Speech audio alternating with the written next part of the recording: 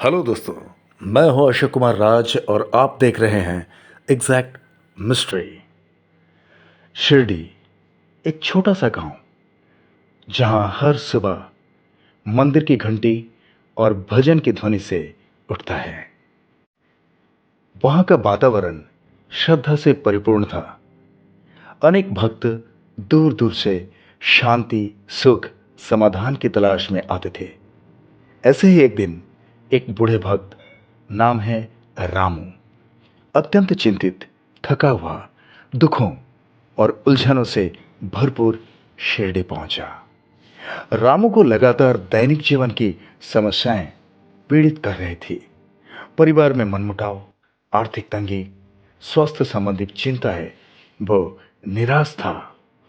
स्वतः स्थित शांति कैसे पा सके, ये उसका चिंतास्पद प्रश्न था।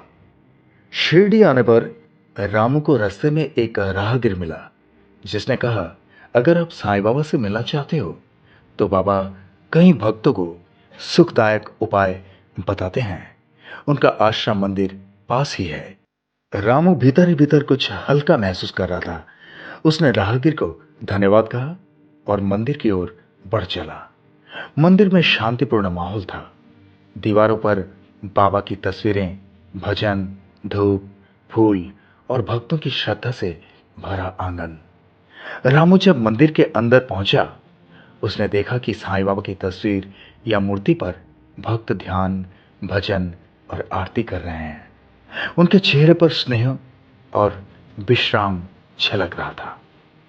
रामू ने अपनी सारी पीड़ा मन में समेटकर धीमे स्वर में कहा, हे साईं, मैं प्रसन्न नहीं रह पा रहा हूं, परेशान हूं।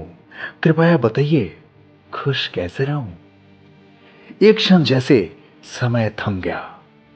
ध्यान की अवधि में मंदिर का माहौल और भी पवित्र बन गया। फिर रामू ने धीरे से महसूस किया, कान में एक मीठी कोमल सी आवाज, जिसके शब्द सीधे उसके हृदय में उतर रहे थे।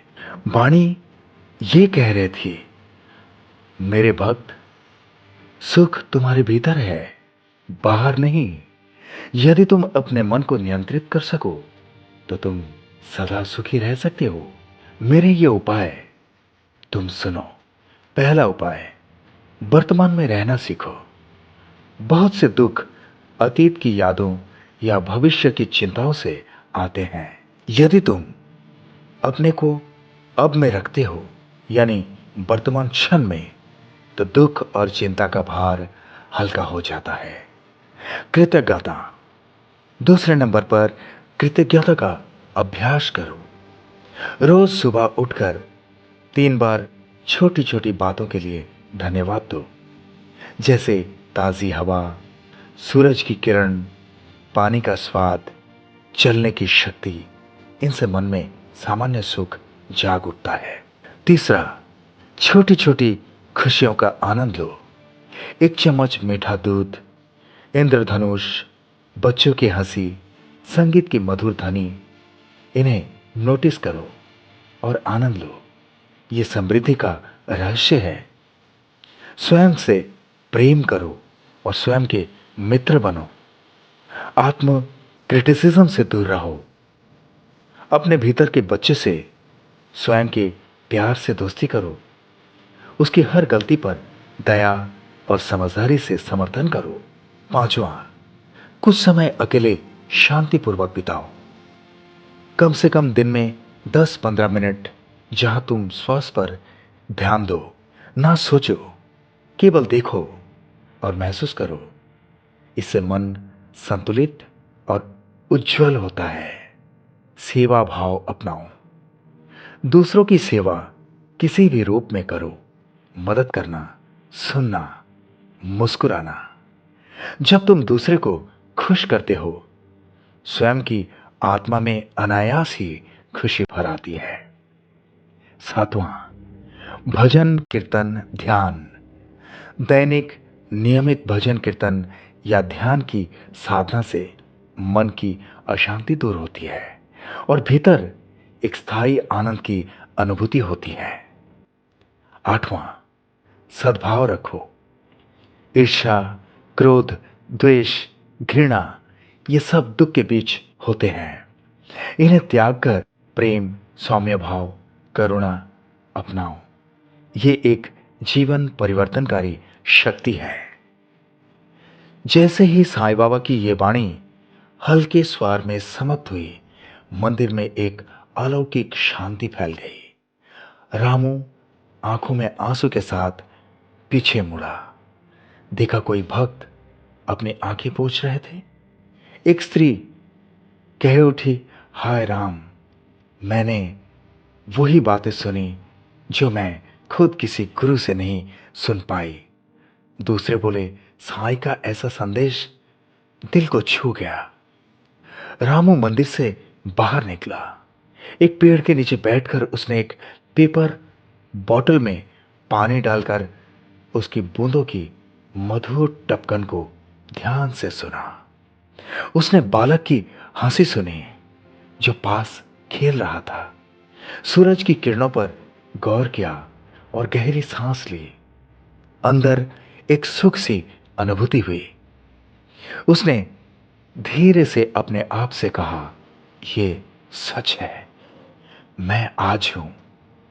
ये सामान सुख है, ये सेवा, ये क्षण, ये धूप, ये सांस, बस यही है सुख।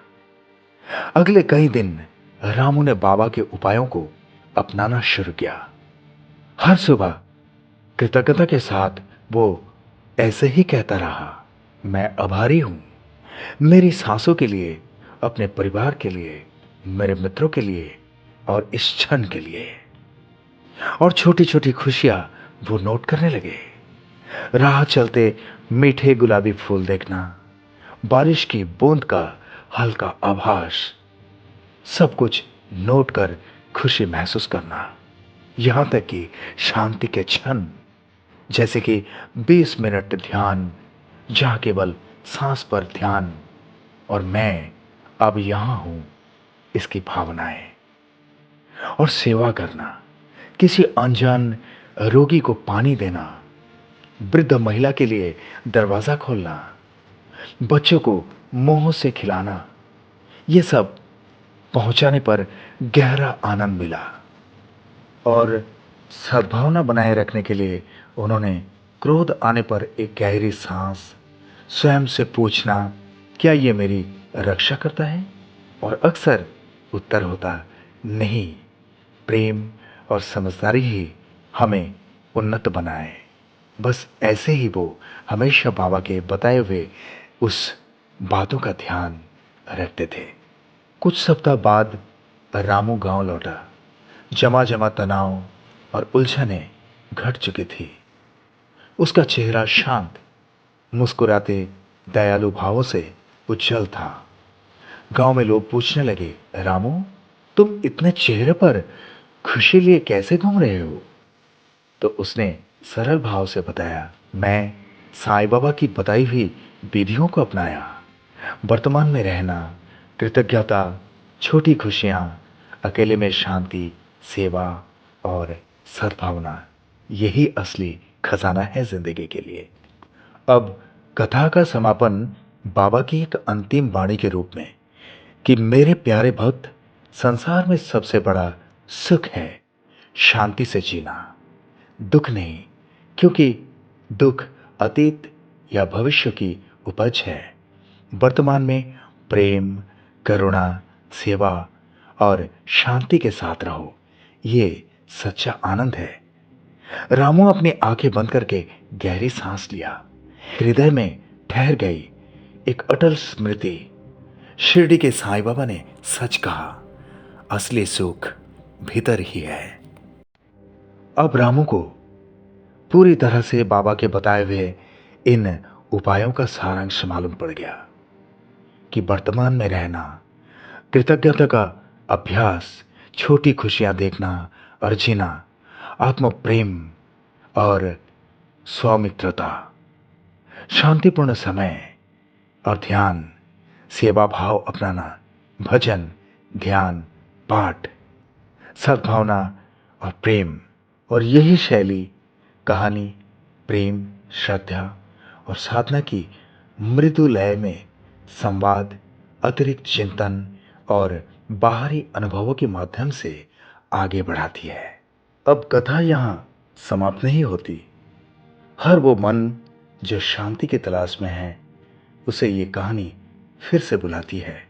यदि तुम थके हुए हो, दुखी हो, उलझन में हो, तो बस बैठो, सांस लो, बाबा को याद करो, यानी बाबा साईनाथ को, और भीतर से आवाज आएगी, सबका मालिक एक, श्रद्धा रखो, सबूरी रखो, खुश रहना कोई लक्ष्य नहीं, अभ्यास है। ओम साई राम, जय साई राम।